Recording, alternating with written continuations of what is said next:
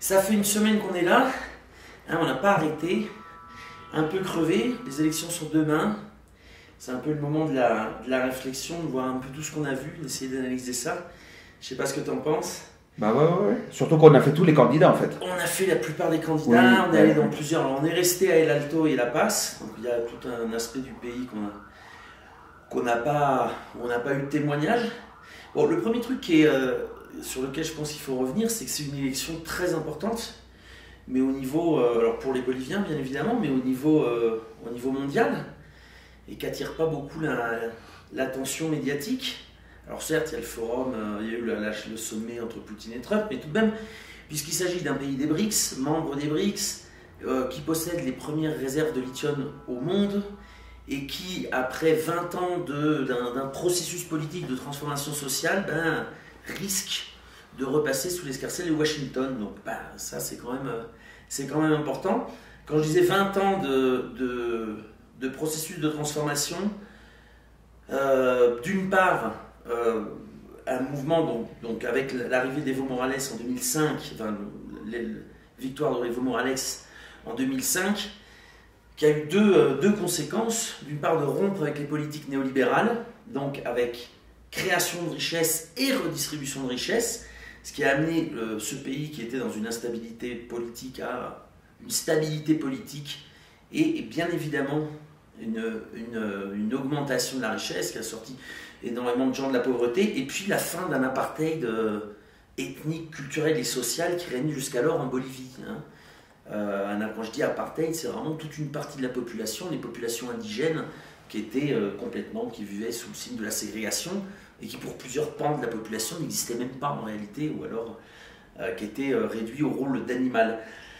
Et du coup, le sujet du processus historique de changement, c'était le paysan indigène, qui était le cœur du sujet historique de ce processus de changement. Or, la Bolivie a beaucoup changé en 20 ans. Il y a eu toute une partie d'inclusion des économies informelles, ce qui a donné lieu à toute une apparition d'une bourgeoisie émergente. On peut le voir par exemple à El Alto, qui est le faubourg, la ville-faubourg de La Paz, c'est 2 millions d'habitants. Aujourd'hui, c'est la deuxième plus grande ville. Et aujourd'hui, c'est la deuxième plus grande ville de Bolivie. Et à l'Alto, il y a clairement une bourgeoisie aymara, indigène, affirmée, qui fait du fric et qui réinvestit son argent à l'Alto. Alors, une des manifestations, c'est les fameux cholettes, qui est la contraction de chalet et cholo, donc indien et chalet. Ils sont des grands immeubles très baroques, d'une esthétique propre, avec un chalet sur le dernier toit, une maison de 400 mètres carrés. Et donc c'était un peu le signe ostentatoire de richesse. Et évidemment, ces personnes-là qui, sous le coup de l'apartheid ethnique qui dirigeait la Bolivie, avaient leur cœur avec le peuple, aujourd'hui, avec un apartheid vaincu, ont d'autres aspirations. Il en va de même pour la jeunesse, une jeunesse qui n'a connu que les 20 ans du MAS, et sur les 20 ans du MAS, 15 ans de bonanza, il y a une sorte de... déjà, il y a une sorte de période glorieuse au niveau économique, et en plus de ça, tu sens qu'il y a un vrai truc en termes de... C'est la première fois qu'on vote, et on veut que ça soit un changement. Mais justement, parce que ces jeunes, ils ont connu que la période, en tout cas pendant 15 ans, de redistribution des richesses, donc qui a permis une certaine inclusion, développement d'universités, qui leur a permis d'aller à l'université, etc. Et qui, donc là, les dernières années sont des années de crise économique, on y reviendra, et donc ils sont évidemment très déçus. Ces jeunes représentent 50% des 6,5 millions d'électeurs, donc ils vont être clés dans l'élection de demain.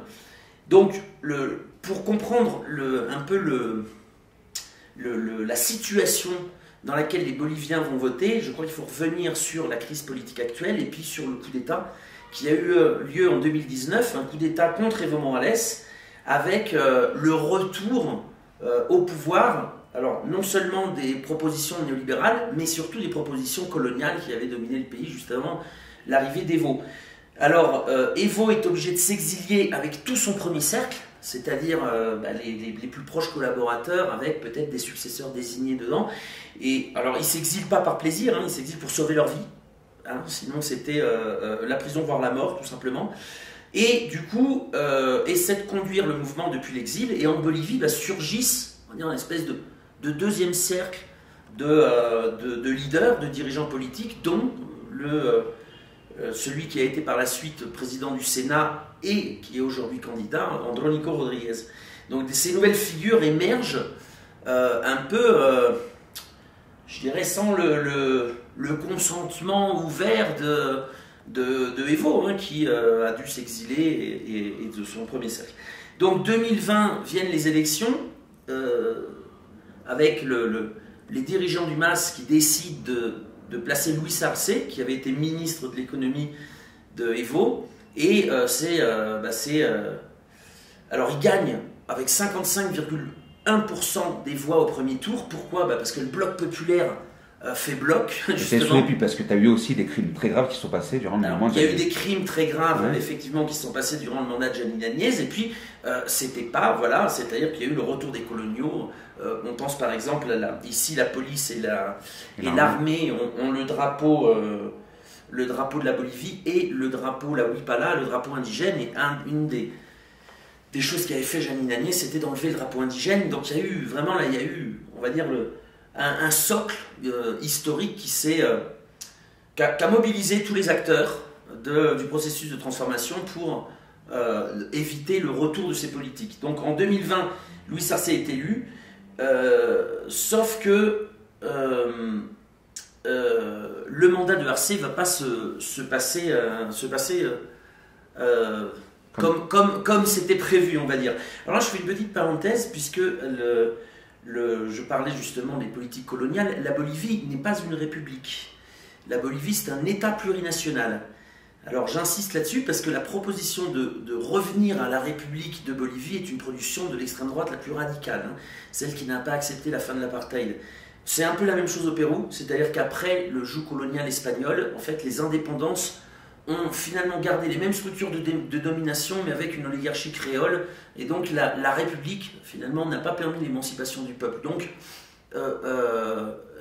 c'est pas l'aboutissement. Voilà, je voulais faire cette petite parenthèse, parce que le processus de décolonisation en Amérique latine, et alors en Bolivie en particulier, est une lutte de tous les jours, même si en Bolivie elle a beaucoup avancé avec justement le mandat, les mandats de Evo Morales.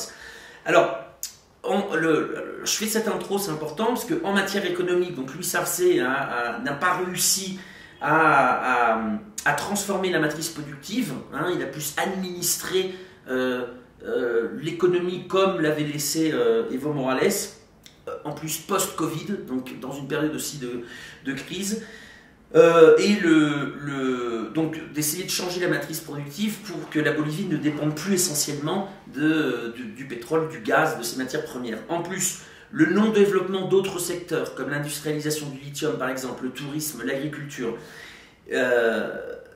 ainsi que la baisse des investissements dans les industries du gaz et du pétrole ont lancé la Bolivie dans un cycle inflationnaire, pénurie de devises et d'essence, et donc évidemment une crise. On se rapproche un peu là de ce qui s'est passé en Argentine et qui a mené M. Milei au pouvoir, c'est-à-dire une crise et une baisse de la qualité de vie, même si cette qualité de vie avait été acquise grâce au gouvernement de transformation des années précédentes.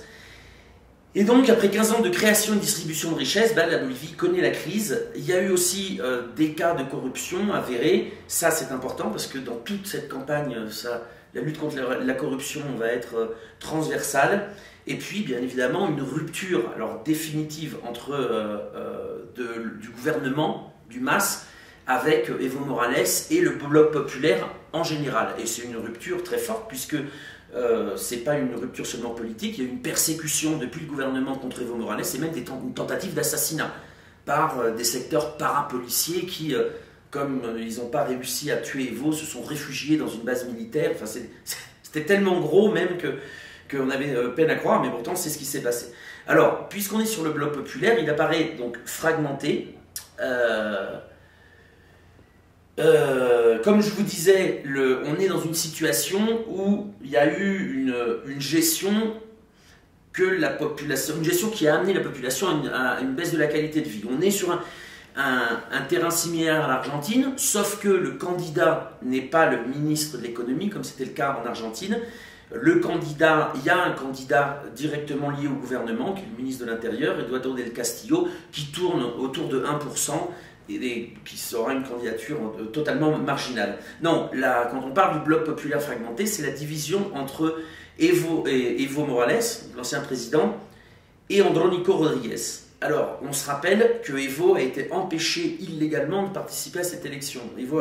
Morales avait tous les droits de se présenter, puisque la constitution bolivienne interdit de se représenter plus de 2 fois de manière continue. Oui, mais sauf que là, il y a eu Janine Agnès et Luis Arce, donc Evo avait le droit de faire ça. Et en plus, la mesure a été prise par le tribunal constitutionnel, dont les magistrats auraient dû être réélus en décembre 2023. Nous sommes en août 2025, ils n'ont toujours pas été réélus. Donc on voit bien qu'il y avait une véritable volonté du gouvernement d'empêcher Evo de se représenter. Et alors, dans ce moment de trahison, de rupture de confiance, le camp de Evo a appelé à voter blanc. Et alors évidemment, ça peut être discutable vu de loin, parce qu'il dit mais pourquoi ils n'ont pas adoubé Andrónico Rodríguez? Alors il y a plusieurs raisons, on vous renvoie sur les reportages qu'on a fait. Dans un contexte, comme je vous l'ai dit, de trahison, il y a des secteurs qui se sont qui ont entouré Andrónico, qui sont vus comme des ennemis politiques ou des adversaires politiques par le camp de Evo. Il y a effectivement, ça c'est vrai, à mon avis c'est une erreur, on verra plus tard, une volonté de Andrónico Rodríguez d'aller pêcher des voix au centre plutôt que de radicaliser le processus. Bon, il y a différentes raisons, politiques, narratives, personnelles, morales, comme vous voulez. Sauf que moi je suis même pas sûr que ça quitte réellement des voix au candidat Andrónico. Je pense que le vote nul assumé par le camp d'Evo Morales, les gens ne se reconnaissaient pas, ou trop peu, dans la candidature d'Andrónico Rodríguez pour lui donner leur voix. Alors évidemment, ça on verra où ça mènera, les conséquences. Peut-être que, alors en cas de passage au second tour d'Andrónico, évidemment il y aura une recomposition autour de la figure d'Andrónico. En cas de défaite ou de score pas très important, il y aura une recomposition avec Evo encore un peu plus en figure centrale. De toute façon, il y aura une recomposition du bloc populaire nécessaire après cette élection. Alors, comme je vous disais, pourquoi je vous disais ça, pourquoi la candidature d'Andrónico peut-être déçoit une partie du bloc populaire.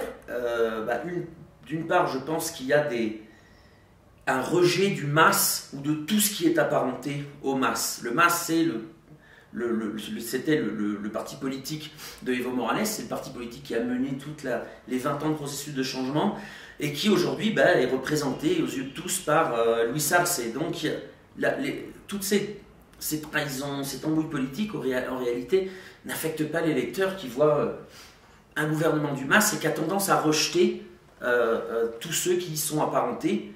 Alors Evo, lui, il a un noyau dur très fort qui le soutient, notamment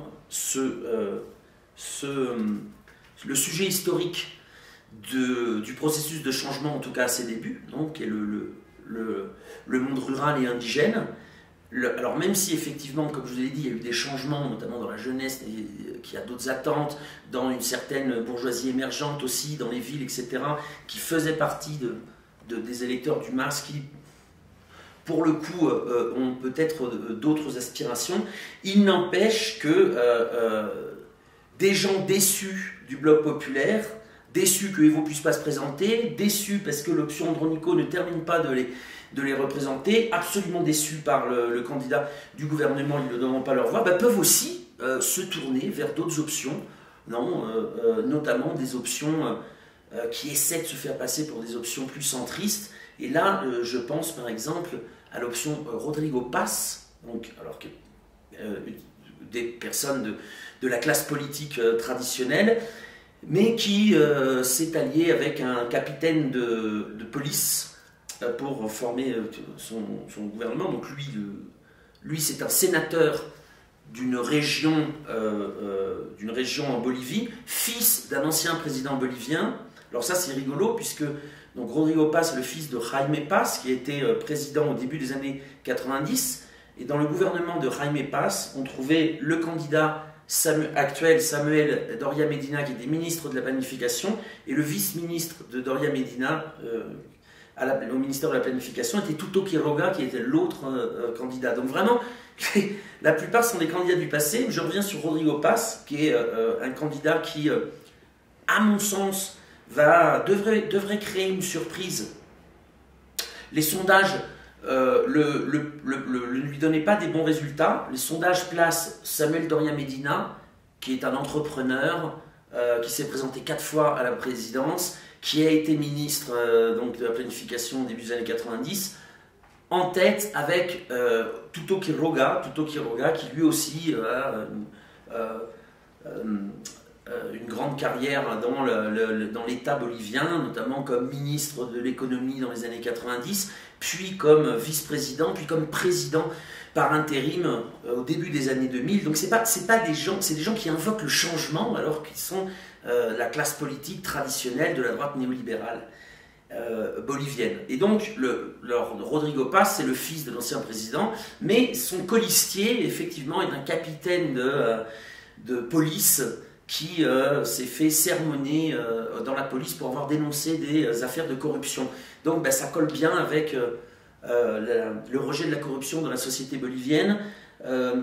C'est une option qui essaie ouvertement d'aller pêcher dans les secteurs populaires. Le capitaine de police, lors de leur meeting de fin de campagne, a terminé sur la chanson de Quilapayún, El Pueblo Unido Jamás Será Vencido, donc bon, avec une esthétique qui pourrait faire penser à l'esthétique du MAS d'il y a quelques années. Donc c'est pas anodin, évidemment, c'est d'aller essayer de choper des déçus de la politique du MAS du gouvernement de Luis Arce.